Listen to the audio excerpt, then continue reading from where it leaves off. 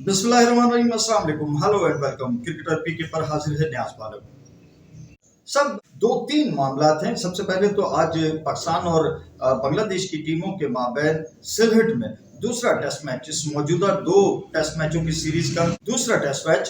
शुरू हो गया है और इस पे तीन तब्दीलियां हुई हैं।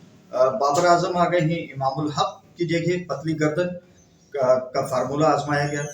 खुर्रम शहजाद आ गए हैं शाहीन आफरीदी की, और नोमान अली वंस अगेन पतली गर्दन, नोमान अली उसकी जगह आ गए हैं साजिद खान। तो ये तीन तब्दीलियां हुई हैं और लंच ब्रेक पे बांग्लादेश ने अब वही 101 रन और 3 खिलाड़ी आउट हैं यहाँ। वहाँ 2 आउट थे पहले रोज लंच पर, मोमिन और शंतु खड़े थे, मगर आज मोमिन को पहले एक बड़ी जबरदस्त उन पे अपील हुई एलबीडब्ल्यू की और पाकिस्तान ने एक अपना रिव्यू जाया कर दिया खुर्रम शहजाद की बॉल पे, मगर फिर उसी ओवर में खुर्रम शहजाद ने उनको बोल्ड आउट कर दिया और दो जो महमूद फिर एक मरतबा 0 पर आउट हो गए। दूसरी ही बॉल पे वो आउट हो गए और ये अब 3 इनिंग्स हो गई मुसलसल इस सीरीज में पाकिस्तान के खिलाफ कि महमूद हसन जाए वो अपनी कौम को कोई जॉय का लम्हा नहीं दे सके और एंजॉय भी नहीं कर सके। और आज शादमान की जगह तंजीद को डाला गया था, मगर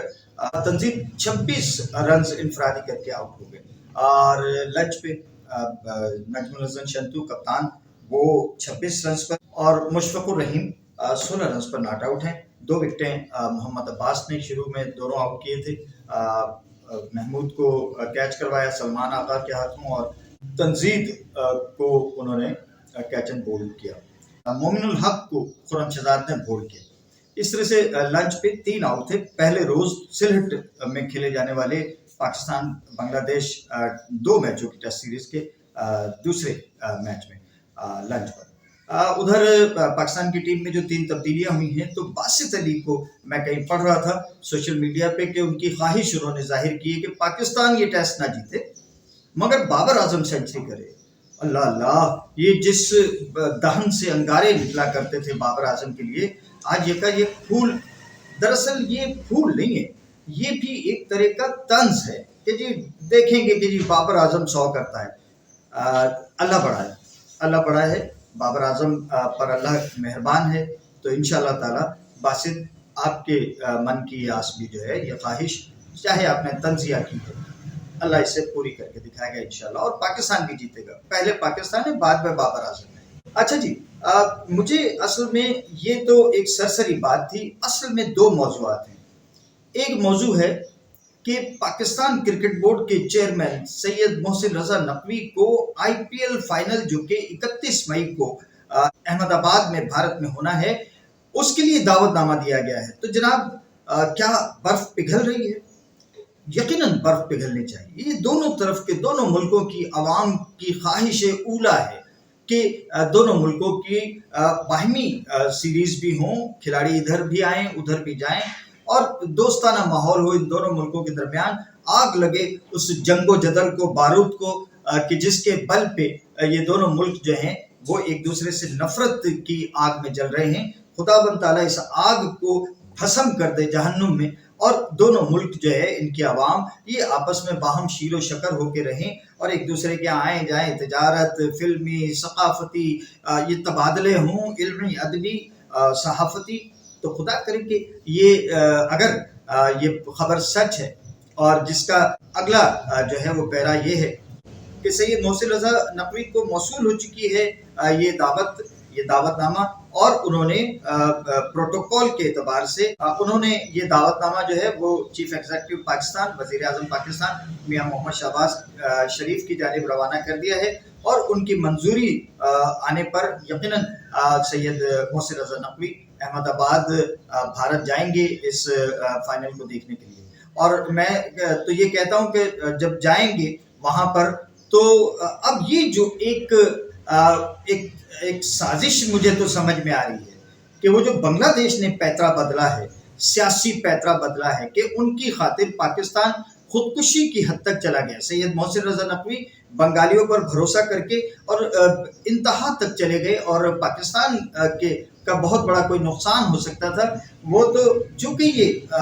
T20 वर्ल्ड कप 2026 ये भारत में था اس لیے ان کو چاپلوسی سے کام لینا پڑا، بی سی سی آئی کو بھی اور آئی سی سی کو بھی، کیونکہ بی سی سی آئی کا ہی نام آئی سی سی ہے اور آئی سی سی کا نام بی سی سی آئی ہے۔ یہ موجودہ کیونکہ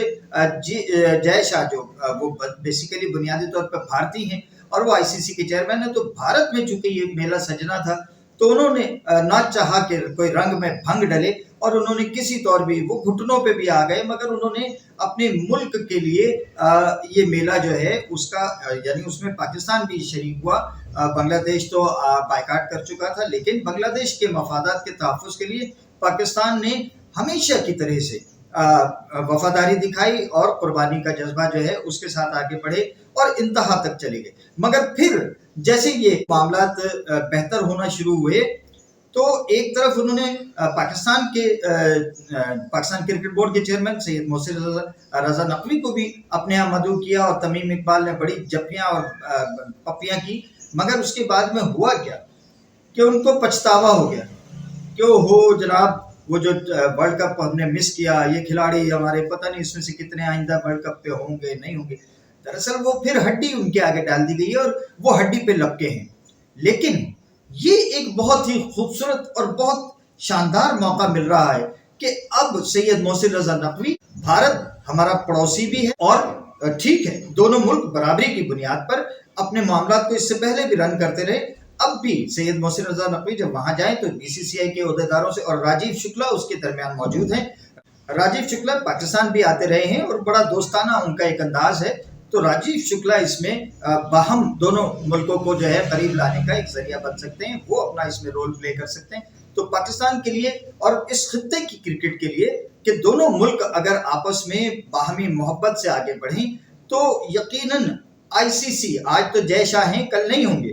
تو آئی سی سی کو بھی یہ دونوں ملک مل کے جھکا سکتے ہیں۔ یہ دو کرکٹ کے بڑے جائنٹس ہیں، مگر ان کی باہمی عداوت کی باعث یہ دونوں اپنی اپنی جگہ جو ہے وہ بالخصوص پاکستان کی کمزور پوزیشن ہے۔ ایک تو یہ بات ہو گئی۔ دوسرا، پاکستان کرکٹ ٹیم پر جو گزشتہ ٹیسٹ میچ کھیلا گیا ڈھاکہ میرپور خاص میں 8 سے 12 مئی تک، اس میچ میں پاکستانی ٹیم پر سلو اوور ریٹ کے باعث آئی سی سی نے 8 اوورز کم کرنے کی پاداش میں 8 points W T C world test championship کے 8 قیمتی پوائنٹس کاٹ لیے ہیں۔ یعنی اس کو کہتے ہیں کہ کھایا پیا کچھ نہیں، گلاس توڑا 12 نے۔ ہمارے کپتان، ہیڈ کوچ، بیٹنگ کوچ،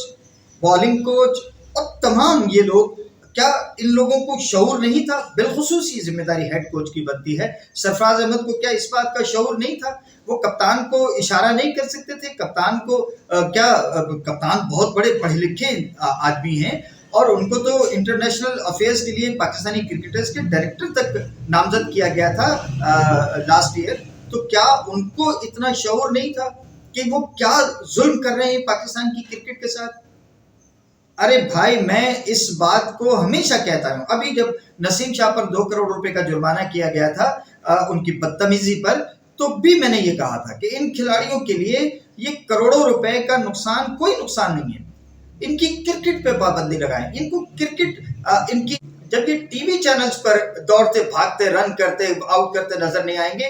وہ ان کی موت ہے۔ یہ کروڑوں روپے کے جرمانے، وہ کروڑوں تو اس کو 5-7 کروڑ میں تو خریدا گیا تھا، وہ